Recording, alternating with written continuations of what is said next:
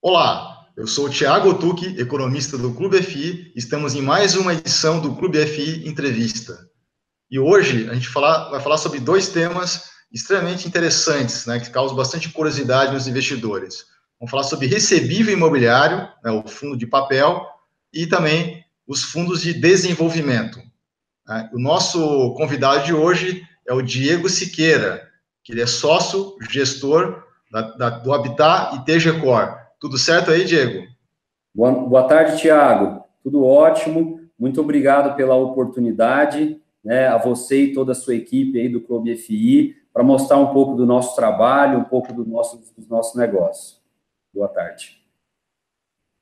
Então, Diego, para a gente iniciar então, a nossa entrevista, né, antes de a gente falar especificamente de recebível imobiliário, fundo de desenvolvimento, eu gostaria que falasse um pouco mais da sua experiência profissional, né, e principalmente, né, da TGCore e de toda a estrutura, né, da holding que vocês têm, que depois, ao longo da entrevista, o investidor vai entender a importância do entendimento das instituições que vocês criaram. Isso. Bom, primeiro eu queria dizer que é um prazer estar aqui, tá? Bom, telespectadores aí do Clube FI, meu nome é Diego Siqueira, eu sou formado em administração de empresas pela Fundação Getúlio Vargas, aqui em São Paulo. Tenho um curso de pós-graduação em gestão de risco de ativos no Instituto Educacional da BMF Bovespa, tá? E nesse um pouco mais de 10 anos aí de experiência, a minha experiência profissional é toda pautada no mercado financeiro dentro do segmento imobiliário, tá? Então, o mercado financeiro tem inúmeros instrumentos aí, entre eles um fundo imobiliário e o CRI, né, que são os mais conhecidos, que são ferramentas que são utilizadas dentro do segmento imobiliário, e a minha experiência é toda pautada nisso. Tive a oportunidade de trabalhar em outras casas, em outras gestoras, né, nesse segmento também, e em 2009 eu fundei uma gestora chamada TGCor, tá? Que posteriormente veio outros projetos como a Habitat Capital Partners, né, que é a nossa holding, a consultora imobiliária, tá? E, inicialmente, nós começamos focando na parte de recebíveis, tá? Então, no início, a gente focava para montar CRIs, comprar recebíveis imobiliários, principalmente de loteamentos e condomínios fechados. Quando a gente começou a escalar essa operação de recebíveis, nós percebemos que seria interessante a gente também ter um braço na parte de securitização. Foi aí que nós compramos um pedaço de uma securitizadora chamada Fortsec, tá? E começamos a participar da gênese da estruturação dos recebíveis que os nossos fundos compravam, tá? Depois que essa estrutura foi se tornando mais robusta ainda, nós percebemos que seria ainda necessário ter uma estrutura de servicer, tá? E aí foi que nós montamos uma servicer chamada Convest. Para vocês terem uma ideia, em toda essa estrutura, né, de gestão, securitizadora e servicer, nós temos hoje aproximadamente 150 pessoas, tá? Que nós acreditamos que é a estrutura robusta necessária, tá? Para imprimir o nível de excelência que nós precisamos no monitoramento, na gestão, na estruturação, na seleção de ativos do segmento imobiliário, tá? E depois de fazer bastante operações de recebíveis imobiliários, de CRI, nós também começamos a entrar, de uns 2 anos para cá, em operações de desenvolvimento. Com todo o network, com todo o relacionamento que nós criamos na parte de recebíveis, surgiram inúmeras oportunidades do segmento de desenvolvimento, e hoje, dentro da nossa estrutura, nós estamos posicionados com um fundo de recebíveis imobiliários, puramente recebíveis, tá? E um outro fundo que é considerado um fundo híbrido, que além da parte de recebíveis, também tem a parte de desenvolvimento imobiliário. Interessante, Diego, todo o teu histórico, né, e a estrutura aí, né, desse conjunto de empresas, né, justamente, né, ao longo da entrevista, acho que a nossa audiência também vai entender aquilo que vocês estão propondo de diferente no mercado, principalmente nessa área de recebível, né, mas antes então, para o investidor entender, é interessante, então, que você fizesse a definição, né, de uma forma bem didática. Então, o que seria um certificado de recebível imobiliário?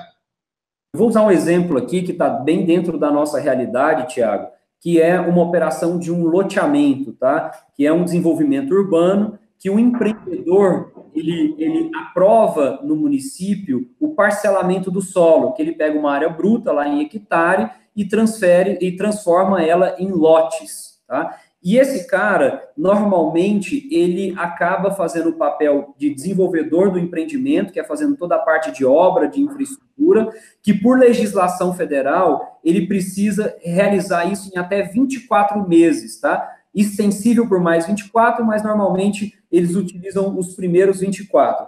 No entanto, tá? Não existe produto de prateleira bancário para comprar esse lote à vista e financiar ele no banco. Então, acaba que esse empreendedor também faz o papel de financiador dessa compra, parcelando esse lote em até 180 vezes. Então, ele tem um descasamento natural de fluxo, que ele tem a despesa dele em 24 e a receita em 180, tá? Então, esse cara é um cara que nitidamente precisa de um parceiro financeiro, né? Que seria exatamente a função do CRI, de um gestor de fundos de CRI, que vai antecipar parte desses recebíveis para que esse empreendedor da obra de infraestrutura. E no nosso caso, como em muitas outras gestoras, a gente nunca antecipa todo o fluxo, continua cobrigado na operação. Então, vamos supor que esse cara tem 400 mil reais por mês de recebimento no fluxo, a gente antecipa apenas metade, que é aí que caracteriza o conceito de LTV, de Loan to Value, tá? A relação da dívida, ou seja, da operação, em relação ao ativo imobiliário. Então, quanto menor essa relação for, mais segura é o ativo. Então, no nosso caso, a gente faz sempre esse loan to value abaixo de 50%. Significa que esses 400 mil que cai na conta, tá, da securitizadora, para ele pagar esse CRI, ele tem que comprometer apenas 200 mil reais e os outros 200 mil reais volta como excedente para esse desenvolvedor, que, na sua maioria das operações, é utilizado como garantia excedente, como o nome mesmo diz, né? Qualquer inadimplência desse empreendimento é absorvido por esse excedente de 200 mil reais apenas do desenvolvedor, não comprometendo a carteira do CRI. Então, de maneira bem simples, o CRI é um instrumento muito útil para a economia real, que são os empreendimentos imobiliários, para casar o fluxo desses empreendimentos, alinhando esse fluxo futuro, em especial do loteamento. É muito, muito claro entender essa relação.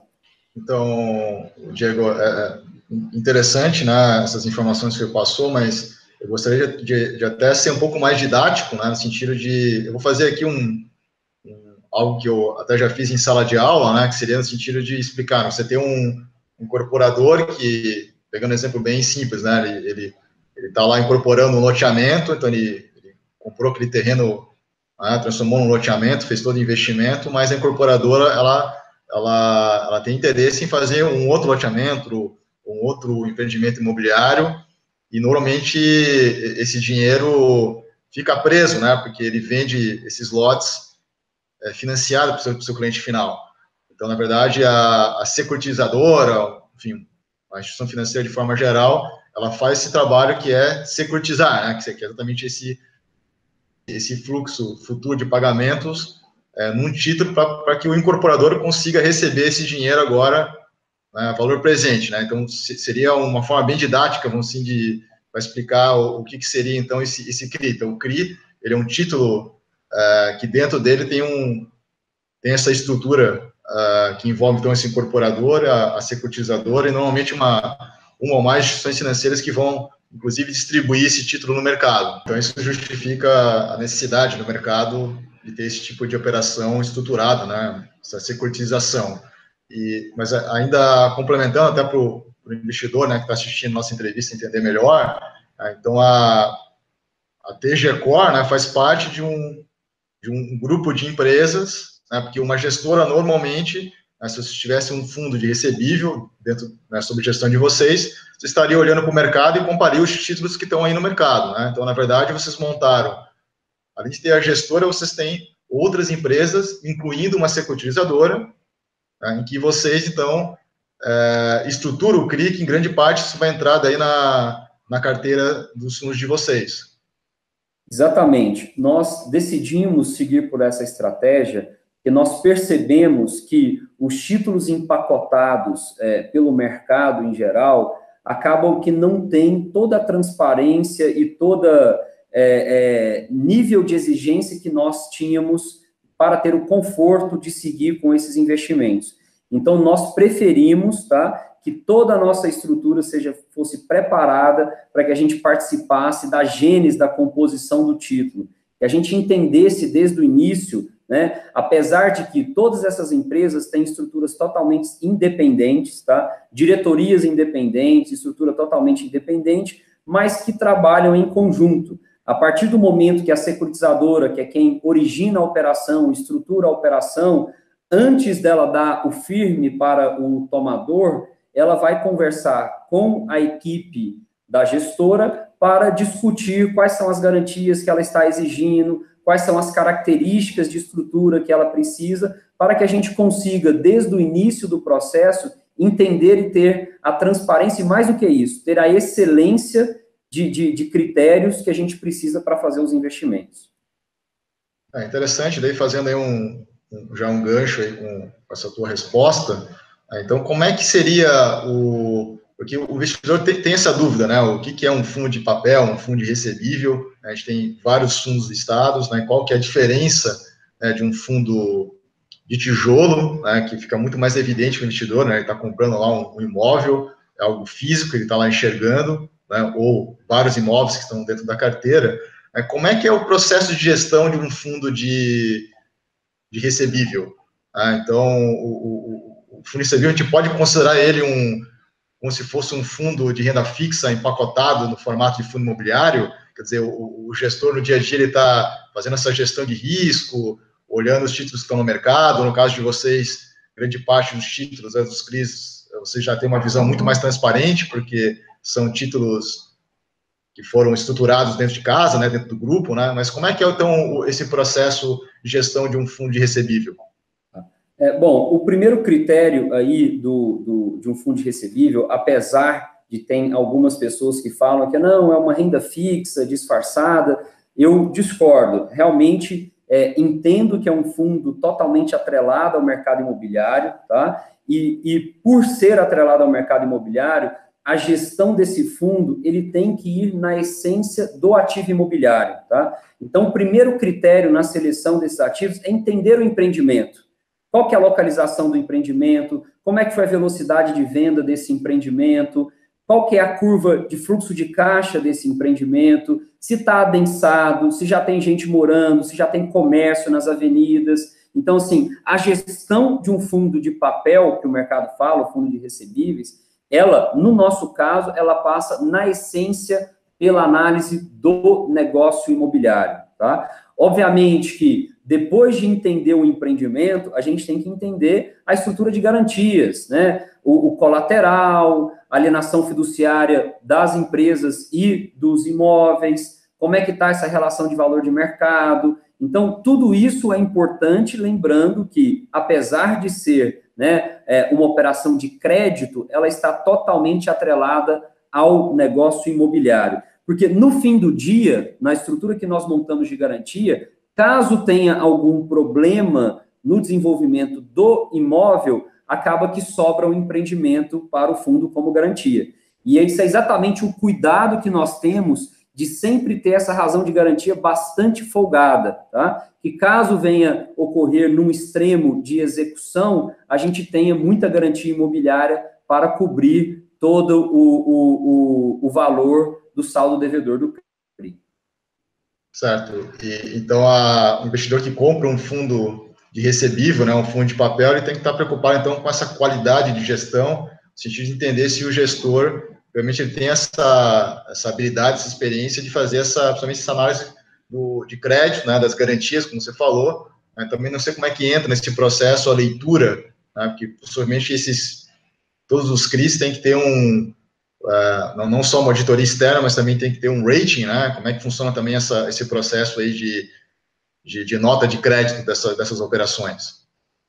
Normalmente existe um processo de auditoria, como você mesmo disse, né? Até uma auditoria prévia à liquidação da operação, tá? E dentro dessa lógica também de tentar cada vez mais qualificar o risco de crédito, normalmente se contrata uma agência de rating, tá? Que vai fazer uma análise, né, de um terceiro fora da estrutura para dar uma nota de crédito para aqueles recebíveis, né? Normalmente, essas agências consideram critérios como LTV, como razão de garantia, colateral, todos esses itens que a gente mencionou aqui anteriormente, para dar uma nota para esse crédito. E como é que você vê a tendência aí do mercado de forma geral aí de recebíveis? Quer dizer, o mercado nesses últimos 2 anos, né, teve uma boa rentabilidade, né, os fundos listados. Você enxerga aí que esse mercado vai crescer mais, também não só os fundos de tijolos, mas também os fundos de recebível? Com certeza, né? Esse mercado de investimento, que se fala aí, fundos de papel e fundo de desenvolvimento, na minha opinião, é a grande oportunidade dos investidores que estão buscando uma rentabilidade, um prêmio de rentabilidade acima da Selic ou da inflação, tá? E de forma conservadora, mantendo a consciência de que no fim do dia tem um imóvel lastreando a estrutura, tá? Então, eu acredito muito, e a gente está acompanhando aí de perto a evolução da liquidez dos fundos do segmento imobiliário, né, os fundos imobiliários em geral, e eu acredito que isso é só um começo. Eles vão crescer ainda muito mais, em especial nesse ano de 2018, em que nós temos a Selic aí em níveis históricos tão baixos, né, e a maioria dos investidores aí insatisfeito com esse nível de rentabilidade que a Selic está dando. Então você enxerga tanto do ponto de vista de alocação de portfólio geral, né, com a queda da taxa de juros, que o investidor tem que buscar um prêmio adicional, né, para aumentar a sua rentabilidade, dado que a taxa realmente caiu drasticamente, né, de 14 para... e você enxerga também que o fundo de recebível é importante, e qual seria esse motivo de ele estar dentro de um portfólio que também é composto por fundo de tijolo, que são os fundos tradicionais?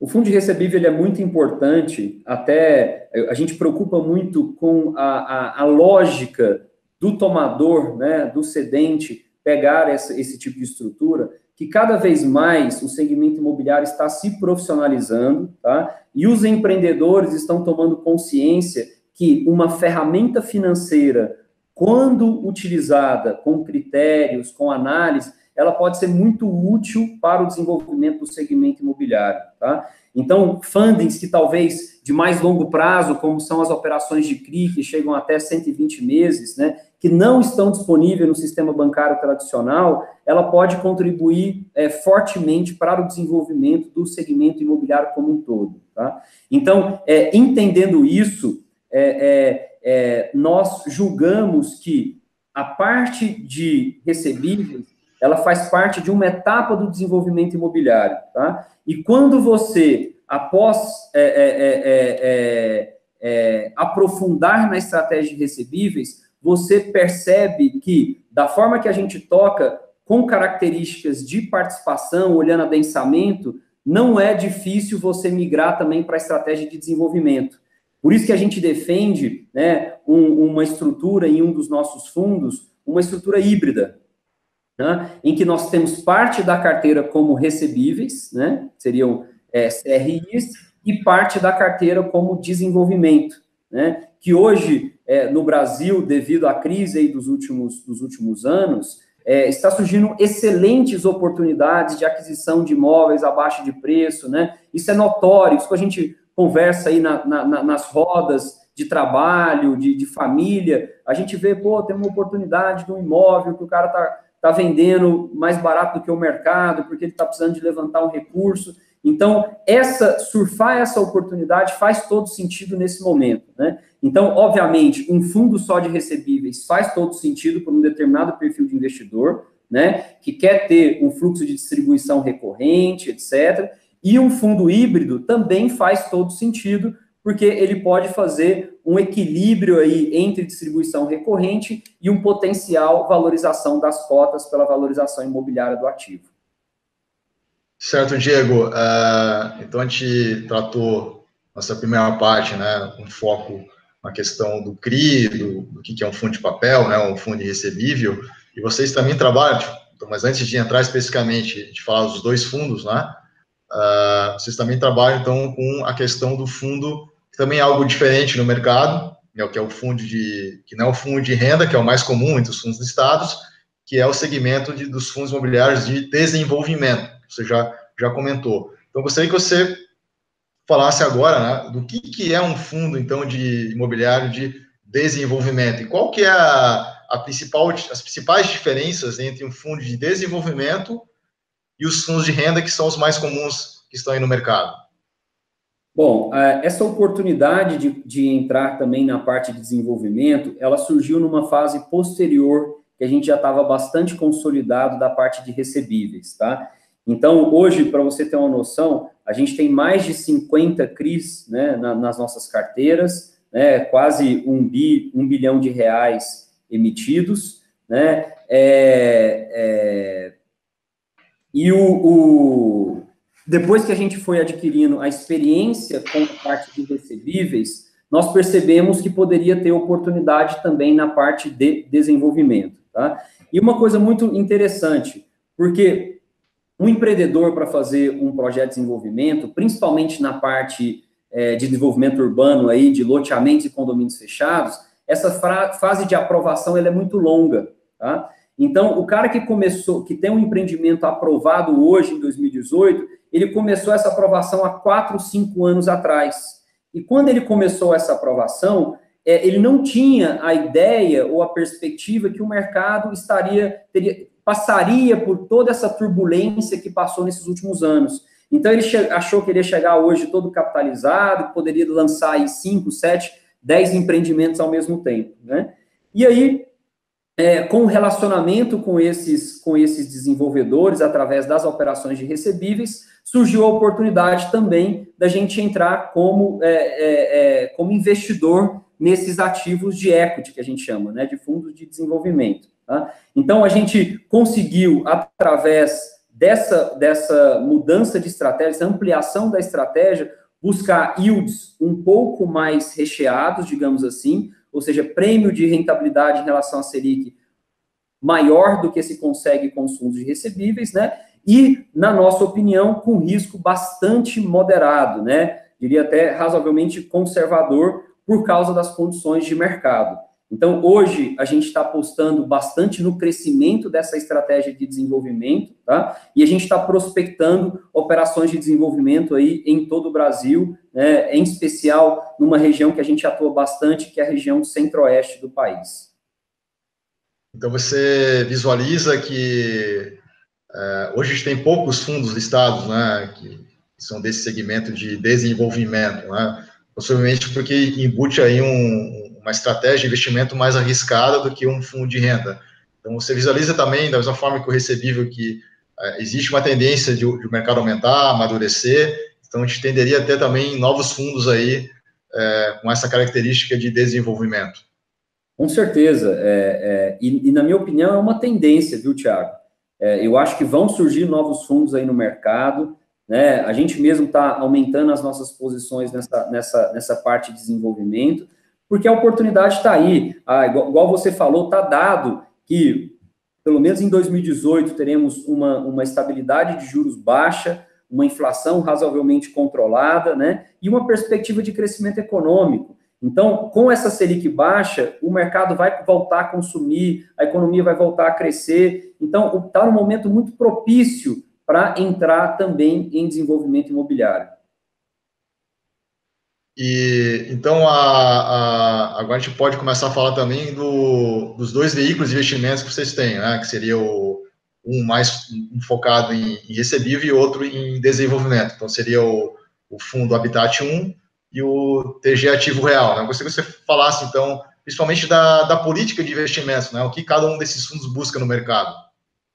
Bom, o Habitat 1 é um fundo 100% focado em recebíveis, tá? Então, ele tem restrito na política de investimentos dele só compra de CRIs, tá? Lembrando que essa compra de CRIs é dividida em duas estratégias principais. uma que a gente chama aí de estratégia core, tá? Que tem um LTV inferior a 35%, tá? Então, realmente, é uma estrutura bastante robusta de garantia, bem conservadora nos critérios, tá? Além desses 80% de estratégia core, a gente tem uma outra estratégia que representa uma parte menor da carteira, que é 20%, que seria a estratégia high yield, tá? Que teria um LTV aí de 35% a 50% de LTV, tá? Nenhuma das operações que estão no fundo podem ultrapassar 50% de LTV, tá? E a gente, dentro da construção dessa carteira, a gente busca uma diversificação de regiões, né? Uma estratégia bem alinhada com o entendimento do empreendimento que está lastreando esses recebíveis, do histórico da carteira, o comportamento histórico dessa carteira, tá? Então, é um fundo que vem conseguindo uma rentabilidade bastante interessante, né, nos últimos meses. O alvo de rentabilidade dele é em torno de IPCA mais 10, tá? E os ativos que estão dentro dele têm o alvo aí em torno de IPCA mais 12, tá? Então, é um fundo que a gente já está bem posicionado nele em relação a ativos e caixa, e estamos bastante otimistas aí no desenvolvimento desses projetos. Esse fundo ele já é listado e ele está com quanto de patrimônio hoje? Esse fundo ele está em processo de listagem, tá? Como se diz, ele já está todo captado, só que ele, por ter sido como se diz, uma captação restrita, ele tem toda a subscrição assinada, mas a integralização está sendo chamado conforme necessidade de caixa. Então, ele deve ter aproximadamente 70 milhões de reais já chamados, tá? E mais 130 milhões a chamar conforme vão aparecendo as operações para alocar o recurso. Então, Diego, esse fundo Habitat 1, né, qual vai ser o código dele de negociação na Bolsa? O código dele vai ser HBTT11, e ele deve estar listado aí a partir de maio, aproximadamente. Bom, interessante. E daí, só para a gente entender melhor a questão, de novo, você falou no início da entrevista, né? Então, dentro da política de investimentos, então, a prioridade sempre é essa mesma lógica, né? Quer dizer, você não está o fundo não vai comprar um título, um CRI, um recebível que foi ofertado no mercado. Vocês vão fazer todo esse procedimento de entender todo o empreendimento, uma análise de risco bem detalhada, muitas vezes já feito todo esse processo de securitização.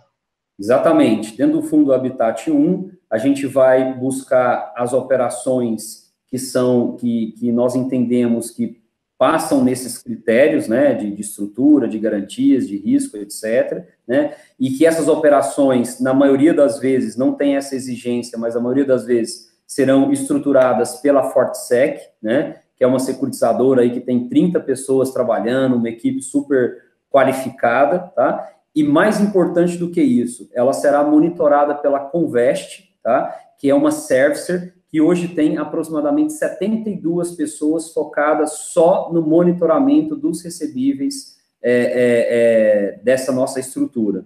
Tá? Então, o nosso segredo é controle, controle, controle. Tendo controle e as premissas básicas de operação, a gente consegue ter sucesso nesse tipo de gestão de fundo imobiliário de recebíveis. E hoje, qual que seria, não sei se tem uma tendência futura, né? Quem que demanda hoje, qual o segmento que demanda hoje mais esse tipo de operação estruturada, né, de securitização? Quer dizer, é imóvel comercial, é residencial, é loteamento, é corporativo, é logístico? Como é que funciona isso no mercado? A maior parte das nossas operações são focadas em loteamentos e condomínios fechados, tá? Através dessas estratégias de antecipação de recebível parcial, tá? Que a gente chama aí de operações estruturadas, né? E só que também está crescendo bastante a demanda pelo true sale, né? Que é o segmento de antecipação de recebíveis de empreendimentos residenciais de prédios, né? Então, em corporações de prédios, cada vez mais está tendo uma demanda bastante expressiva. Então, grande parte do que está dentro desses títulos, então, são uma estruturação de projetos imobiliários residencial, que na ponta lá é uma pessoa física que está pagando o seu financiamento. Exatamente. E aí, por isso que o LTV, que é o Loan to Value, ou seja, o valor da operação de crédito em relação ao valor do imóvel, do ativo, ele é tão relevante. Porque se você tiver um LTV pequeno, ou seja, em torno de 30%, significa que você tem, a cada R$ 3 emprestado, você tem R$ 10 de garantia. Bom, interessante. Você também, eu queria que você comentasse de novo, né? Que você tinha falado no início que na política de vocês, né, na verdade, a securitizadora do grupo, né? Ela, quando faz essa securitização, ela está fazendo somente 50%. Né, e dentro da estrutura de garantias, isso diminui bastante o risco, né? Gostaria que você falasse um pouco de novo, deixar claro isso para o investidor. Isso, na verdade, na minha opinião, é o segredo de ser bem-sucedido nessas operações. É emprestar pouco em relação a uma garantia muito alta, tá? Então, nas nossas premissas, a gente nunca faz uma securitização com LTV, ou seja, o Loan to Value, superior a 50%, tá? Ou seja, a cada, no máximo, R$ 5 emprestado, nós pegamos R$ 10 como garantia, tá? Então, esse LTV é a essência do negócio. Obviamente que quanto menor, melhor, né? Então, se você tiver uma estrutura de que a cada R$ 3 emprestado você tenha R$ 10 de garantia, é melhor ainda. Porque qualquer imprevisto, qualquer questionamento, qualquer surpresa lá na frente, você consegue executar as garantias e ter mais do que o suficiente para pegar o saldo devedor de volta. Então, mesmo que tenha um percentual de inadimplência, isso tenderia a não afetar o fluxo, né, não afetar o fluxo de recebimento do título, né? Então, não sei o que é o padrão do mercado também, em termos do que está acontecendo hoje no mercado, com essa recessão econômica, né? Como é que está essa questão da inadimplência? Ela vem melhorando nos últimos meses, mas sem dúvida nenhuma, na crise, aí no auge da crise, em 2015, 2016, ela chegou a ter valores bastante expressivos, né, no mercado como um todo, né? Só que, graças a essa estrutura conservadora de garantias que nós montamos, essa inadimplência ela nunca chegou a ultrapassar, a afetar o título, porque ela só pega o excedente de gordura de cada operação. E o investidor, da mesma forma que o gestor, no título que está circulando no mercado, ele consegue, ou títulos que já estão em carteiras de outros fundos, né, de recebível, o investidor consegue fazer essa leitura, essa análise? Ele tem que fazer, né? Porque é muito importante, quando você for escolher um título para você comprar, você buscar se informar como é que funciona essa razão de garantia, né? Para quantos reais que você tem de garantia para R$ 1 de empréstimo, né? Então, obviamente, nos teasers de divulgação dos CRIs, dos fundos, é importante que o investidor entenda como é que está essa garantia estruturada. Obviamente, né, como em qualquer mercado, existem aí estruturadores e gestores mais cautelosos e outros menos, né? Mas é importante que o investidor se atente para buscar, obviamente, a maior garantia possível para o seu dinheiro. E qual que é o documento que o investidor pode procurar essa informação? Em alguns fundos imobiliários, né, como no caso do nosso, nós colocamos no próprio regulamento do fundo, e no caso no prospecto, esses critérios de elegibilidade de título dentro do fundo, que faz parte da política de investimento, né? Então, eu acredito, né, não posso falar pelo mercado inteiro, que na maioria dos fundos isso também deve acontecer. Certo, Diego. E fala um pouco mais agora do outro fundo, né? Vocês estão trabalhando, que é o TV Ativo Real, que dele é focado em equity, né? Como você falou, um fundo de desenvolvimento. Exatamente. O Ativo Real, o TG Ativo Real, é um fundo híbrido, tá? Ele se posiciona na característica híbrida, porque a política de investimento dele contempla desde a parte de recebíveis imobiliários, né, os CRIs, como a parte de desenvolvimento, né? Foi uma oportunidade de mercado que, dado que nós já temos um histórico muito grande nessa parte de recebíveis, um relacionamento muito amplo. Para você ter uma noção, o pipeline da securitizadora gira em torno de 172 operações. Então, são muitos empreendedores, muitos players aí do segmento imobiliário que acabou gerando um relacionamento conosco, que originaram oportunidades quase que imperdíveis no segmento de desenvolvimento, né? Então, nós conseguimos potencializar aí o retorno em torno de IPCA mais 12 dos recebíveis para quase IPCA mais 20, IPCA mais 25 na parte de desenvolvimento. Então, o TG Ativo Real, ele tenta, de forma estratégica e conservadora, equilibrar esses dois ativos, parte em recebíveis e parte em desenvolvimento. Na parte de desenvolvimento, tá, a gente também foca no segmento de loteamentos e condomínios fechados, tá, que é uma obra, quando se fala aí da estratégia imobiliária, uma obra muito mais simples, que é uma obra de infraestrutura, né? Então, ela se restringe a água, esgoto, meio-fio, asfalto e rede elétrica, tá? Então, é uma obra que tem muito menos variáveis do que uma obra de um edifício residencial ou corporativo, né? Então, a gente buscou, através desse tipo de ativo, focar a política de investimentos do TG Ativo Real. Então, o TG Ativo Real já é um fundo que tem mais de um ano de histórico, ele já está listado na Bolsa, né, pelo ticker de TGAR11, tá?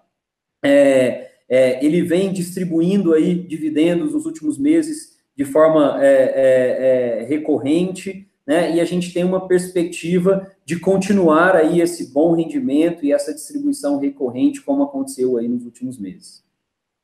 E como é que funciona esse processo de gestão, né, num fundo de desenvolvimento? Quer dizer, o que vocês monitoram no dia a dia para buscar essas grandes oportunidades, né, com essas metas de rentabilidade que você falou em cada um desses projetos? Quer dizer, você olha, você falou que está focado em loteamento, né, residencial, mas você olha mais para um segmento, não, trabalho mais classe C, classe B ou classe A, quer dizer, não, regiões, não, mais região Nordeste, Centro-Oeste ou região Sul, a cidade tem que ter um determinado porte, como é que vocês fazem essa leitura aí? Bom, o primeiro critério, assim como a parte de recebíveis, no desenvolvimento, o primeiro critério é o próprio projeto, tá? Então, a gente analisa bem a localização do projeto, né, em que município que ele se encontra, qual que é o PIB per capita daquele município, qual região dentro do município que ele se localiza, se a região é adensada, como é que está os outros empreendimentos lançados naquela região e nas outras partes do município, qual que é o nível de estoque daquela região, como que está sendo a velocidade de venda. Então, assim, a essência é o projeto imobiliário, assim como o fundo de recebíveis, tá? A gente defende que um gestor de um fundo imobiliário, ele tem que focar no empreendimento, tá? Uma vez se identificou o empreendimento, que ele se enquadra em todas as características, né? Aí, obviamente, hoje a gente tem operações no Brasil inteiro, tá? Confesso que temos uma quantidade maior de operações na região Centro-Oeste, que é uma região que nos últimos anos se destacou aí principalmente pelo crescimento do setor agropecuário, né, que foi o que sustentou o PIB aí nos últimos anos, né, todo mundo sabe disso, é notório, e é uma região que, apesar de ter sofrido sim com a crise, é uma região que sofreu bem menos, tá? Então, a gente acabou estrategicamente tendo várias operações na região Centro-Oeste, mas hoje nós temos operação no norte do país, no Nordeste, aqui no Sudeste, tá? Então, praticamente em todas as operações do Brasil, buscando uma diversificação, após entender o empreendimento, uma diversificação geográfica também da estratégia. Então, não existe uma limitação de região, tal. O importante primeiro, a característica do projeto e se ele realmente faz sentido do ponto de vista financeiro. Exatamente. Ele tem que fechar a conta, né? Então, obviamente que a gente tenta buscar isso em cidades consolidadas, né, em capitais, nas regiões em torno das capitais, são regiões bastante promissoras, a região do entorno do Distrito Federal, uma região que a gente olha bastante, né? Então, o empreendimento é que manda na história inteira. O empreendimento se viabilizando financeiramente, mercadologicamente, aí o resto vai por ajuste. E esse processo de análise, vocês devem buscar, mas também devem receber muitos projetos, né? Quer dizer, esse processo de análise nesse segmento de desenvolvimento, né, de equity, então ele é um processo que pode demorar meses ou até mais tempo, né, entre você tá com o papel na mão até decidir realmente que vai entrar num projeto como esse. Com certeza, é um processo de análise profunda, né, incluindo análises de pesquisa de mercado, laudo de avaliação de grandes empresas aí renomadas sobre a viabilidade do empreendimento, visita em loco do empreendimento, com certeza isso é primordial em todas as operações, tanto em recebíveis como em operações de desenvolvimento. A gente faz questão de visitar todos os empreendimentos, entender o mercado, etc. Então, com certeza, é um processo bem mais lento do que uma operação de recebíveis, só que, devido à nossa expertise e à nossa atuação no segmento de recebíveis como um todo, a gente tem uma certa facilidade ou uma sinergia para prospectar essas operações de desenvolvimento, talvez tendo uma maior agilidade no posicionamento desse recurso.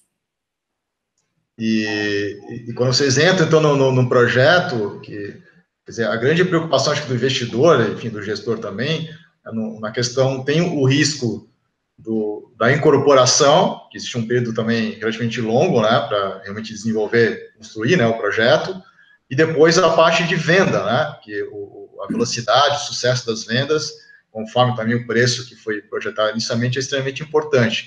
Então, a gestora, ela também ela se envolve junto com a incorporadora de forma bem ativa lá no processo final também de venda dos lotes, por exemplo? Com certeza, tudo isso é monitorado muito de perto, tá? Ela participa desde a concepção da tabela de vendas, da logística de fluxo, tá? Da estratégia de venda, de como que vai abordar esse mercado com esse produto, tá? Do perfil do produto, se é um produto de mais alta renda, de mais baixa renda, se é um condomínio fechado, se é um loteamento aberto. Então, a gente participa de absolutamente todo o processo e é exatamente o que a gente acredita que é a função de um gestor de um fundo de imobiliário de desenvolvimento, que é estar lá junto com o incorporador, né? Obviamente, sendo o braço financeiro, né? Que, teoricamente, seria quem está disponibilizando a parte do funding, mas, devido toda a diligência e a responsabilidade que o gestor tem, de estar próximo aí de todas as tomadas de decisão. Quer dizer, inclusive, então, na equipe de gestão, ou isso, de repente, pode ser terceirizado, existe, inclusive, pessoas que têm esse conhecimento, né, junto às imobiliárias, quer dizer, essa parte de marketing, divulgação, né, pesquisa de preço de mercado. Exatamente. Então, até quando você olha uma equipe como a nossa, que está ativamente aí no negócio, comparando com gestoras do segmento aí digamos aí, de liquidez, né, a gente tem que ter uma equipe muito mais robusta, né? Então, hoje, a Convest, que é a Service, tem 72 pessoas, né, a Fortsec, que é a securitizadora, tem em torno aí de 30 pessoas, e as gestoras, a TG Core e a Habitat, tem aí em torno aí de 30 pessoas no total. Então, realmente, é uma equipe bem mais robusta do que se encontra normalmente no mercado, exatamente para conseguir exercer com excelência toda essa atividade descrita aí anteriormente de acompanhamento próximo dos empreendimentos. Então, fica bem evidente para o investidor, né, que um fundo, somente de desenvolvimento, que tem uma estratégia ativa, quer dizer, existe um trabalho gigantesco da equipe de gestão em todas as etapas, né? Quer dizer, e quanto que custa isso para o cotista? Quer dizer, existe uma diferença muito grande na taxa de administração, por exemplo, de um fundo de desenvolvimento que tem toda uma estratégia ativa, para um fundo, por exemplo, de renda, um monoativo, por exemplo, que é totalmente passivo? No nosso caso, não, tá? Então, as taxas de administração do fundo de renda para o fundo híbrido, elas são muito parecidas, tá? Até porque, como a gente preza muito pelo nosso investidor, boa parte das características que nós desenvolvemos no prazo, na área do fundo de desenvolvimento, nós também colocamos elas no fundo de renda, tá? No fundo de renda não, no fundo de recebíveis, desculpa. Então, essa proatividade, esse acompanhamento que acontece no fundo de desenvolvimento, ele também acontece no fundo de recebíveis. Não, certo, mas a pergunta mais também no sentido, Diego, de o investidor entender essa diferença também, de repente ele pode olhar e comparar, não, um fundo de renda mesmo, né, um fundo lá do tijolo, dizer, ele pode ter olhar para um fundo de desenvolvimento, né, que tem todo um trabalho por trás de gestão, e olhar, não, esse fundo aqui cobra uma taxa de administração, uma taxa de gestão muito cara, muito mais elevada do que um fundo de renda, né? Como é que a gente pode fazer isso? Qual que é a diferença no mercado dessas taxas? Como eu disse, na parte, comparando o fundo de recebíveis com o fundo de desenvolvimento, devido ao esforço ser muito parecido, pelo menos no nosso caso, nós entendemos que é justo manter o nível de taxas semelhantes, tá? Então, pode ser que em algum caso o fundo de desenvolvimento dê um pouco mais de ênfase, um pouco mais de profundidade, mas a gente continua cobrando a mesma coisa, porque nós entendemos que esse nível de excelência, de profundidade, também tem que acontecer no fundo de recebíveis. Então, para o investidor, na nossa opinião, não muda nada, a taxa é a mesma. Certo. E aí, você tinha falado que dentro da política de investimento, então, no fundo ativo real, então vocês buscam projetos que é IPCA mais 20, IPCA mais 25%, né, ao ano, é isso? Exatamente. Esse é o nosso alvo, né, que gira aí de aproximadamente 1,5% a 1,8% ao mês. Quer dizer, isso é um retorno hoje, olhando para a nossa taxa livre de risco, né, uma taxa Selic, seria um prêmio suficiente, dado o risco que esse investidor, então, está correndo dentro de um fundo como esse de desenvolvimento. Exatamente. E é daí que está a grande oportunidade, na minha opinião, que os fundos imobiliários, tanto de recebíveis como de desenvolvimento, com um pouco mais de prêmio, serão a bola da vez do mercado daqui para frente, já estão virando, né? Porque, além de dar um prêmio considerável em relação à taxa livre de risco, na teoria, ele está lastreado em imóveis, ele tem garantia real, ele tem uma estrutura que o investidor tradicional gosta, que é ver o imóvel palpável, uma coisa que ninguém vai colocar dentro do carro e correr com ele, né? Então, é um lastro real, uma garantia real, que, considerada as proporções, na minha opinião, pode ser considerada razoavelmente conservadora.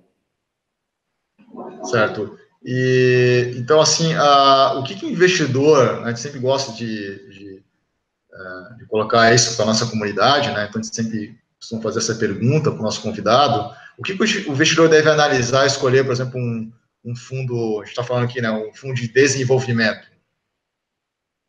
Eu acho assim, principalmente entender a estrutura de quem toma a decisão por esse fundo, né, a estrutura da gestora, se ele tem a diligência necessária de ir a fundo do empreendimento, de analisar o empreendimento em si, se ele tem a equipe suficiente para poder fazer todo esse controle, esse acompanhamento, porque não se enganem, no fim do dia, o fundo imobiliário é apenas uma casca, né? O que importa é o ativo que está lá dentro, que no fim do dia é o empreendimento imobiliário, né? Tem as suas garantias por ser ativo real, etc., uma garantia real, sim, mas tem que saber quem que está tomando a decisão por trás desse fundo, que, na minha opinião, é o primordial. Obviamente, para os mais interessados, abrir a carteira do fundo, entender papel a papel, entender estratégia a estratégia, entender ativo de desenvolvimento a ativo de desenvolvimento, é sempre bem-vindo, né? Então, nós estamos abertos aí para interessados e querer conhecer um pouco mais da nossa estrutura, um pouco mais da nossa estratégia, um pouco mais dos ativos que estão dentro do nosso fundo, é sempre bem-vindo.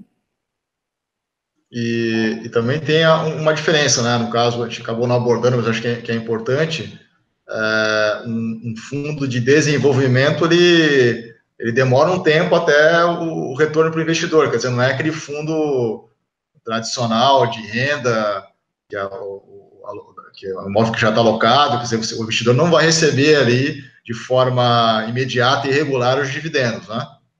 Aí que está, um desenvolvimento puro não, mas no nosso caso, exatamente por isso que nós montamos um fundo híbrido, né? Então, ele consegue ter o prêmio de parte da carteira por estar surfando o desenvolvimento, né? Só que ele consegue, ao mesmo tempo, ter parte da carteira posicionada em recebíveis, que vai conseguir ter uma distribuição recorrente para esses investidores. Então, nós conseguimos aí, mesmo com potencial de rendimento um pouco maior, conseguir uma recorrência, uma constância na distribuição, ou seja, no rendimento para o nosso investidor também. Então, o objetivo de vocês, nesse caso, é não só aproveitar a oportunidade desses dois segmentos, quer dizer, a recebível é interessante, desenvolvimento também é interessante, mas, ao mesmo tempo, também é uma questão também comercial, de mercado, né? Porque isso ajuda também na questão de o investidor comprar, ter interesse nas cotas de um fundo como esse. Exatamente. Com certeza, né? Eu acho que, além de ser um investimento que tem a sua relação de risco otimizada, como eu falei várias vezes, pela garantia real imobiliária, o investidor também sempre busca aquela famosa renda recorrente, né? Que é o que contribui, principalmente aí para as despesas mensais, etc. Então, é sempre bem-vindo, em especial no caso de fundo imobiliário, isento de imposto de renda, né? Quem não gosta de ter uma renda isenta de imposto de renda. Então, o nosso objetivo, sim, é fazer dessas estruturas recorrentes de distribuição, né, isenta de imposto de renda para os nossos investidores. Certo, Diego. Então, a gente está chegando aqui na parte final, né, da nossa entrevista. Então, de novo, sempre deixo o nosso recado, né, não deixe de acessar o nosso site, né, o Clube FI, né, acessem lá a nossa página dos planos de assinatura.